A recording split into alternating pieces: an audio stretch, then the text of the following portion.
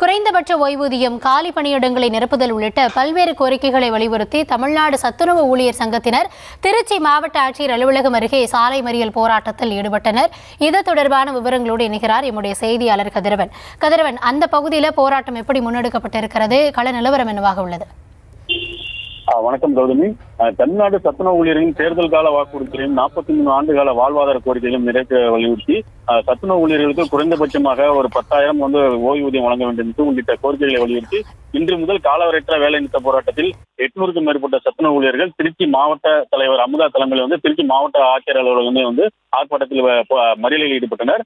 குறிப்பாக தமிழ்நாடு முதல்வர் கடந்த 2021ஆம் ஆண்டு சட்டமன்ற தேர்தலின் போது சத்துணவு ஊழியர்களுக்கு காலமுறை ஊதியம், குடும்ப பாதுகாப்பு கூடிய ஓய்வூதியம், பணிக்குடை, காலி பணியிடங்களை நிரப்புதல் உள்ளிட்ட கோரிக்கைகளை நிறைவேற்றி தரப்படும் என அந்த கோரிக்கைகளை திமுக அரசு தற்போது வரை நிறைவேற்றவில்லை என்றும், ஆனால் இந்த ஆட்சி இன்னும் சில மாதங்களில் முடிவுள்ள நிலையில் இதுவரை சத்துணவு ஊழியருக்கான அறிவித்த திட்டங்கள் எதையுமே செயல்படுத்தவில்லை என்றும், இதனை வலியுறுத்தி தமிழ்நாடு சத்துணவு ஊழியர் சங்கம் சார்பாக பல்வேறு கட்ட போராட்டங்களை நடத்தி வந்த நிலையில இதனைத் தொடர்ந்து இன்று தொடர் சாலை மறியல் போராட்டத்தில் ஈடுபடுவதற்காக இன்று திருச்சி மாவட்ட ஆட்சியர் அலுவலகம் அருகே சாலை மறியல் போராட்டத்தில் சாலையில் அமர்ந்து போராட்டத்தில் ஈடுபட்டனர்.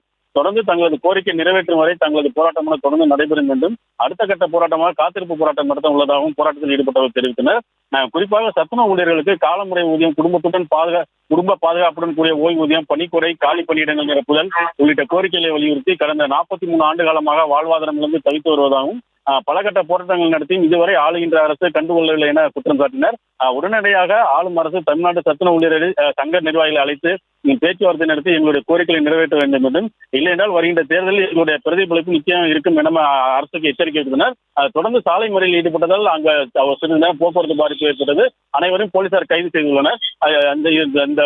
தங்களது கோரிக்கை நிறைவேற்றும் வரை போராட்டம் அடுத்த கட்ட போராட்டம் தொடர்ந்து நடைபெறும் என போராட்டத்தில் ஈடுபட்டது தெரிவித்தனர். கவர்னர், விரிவான விவரங்களுக்கு நன்றி கதிரவன்.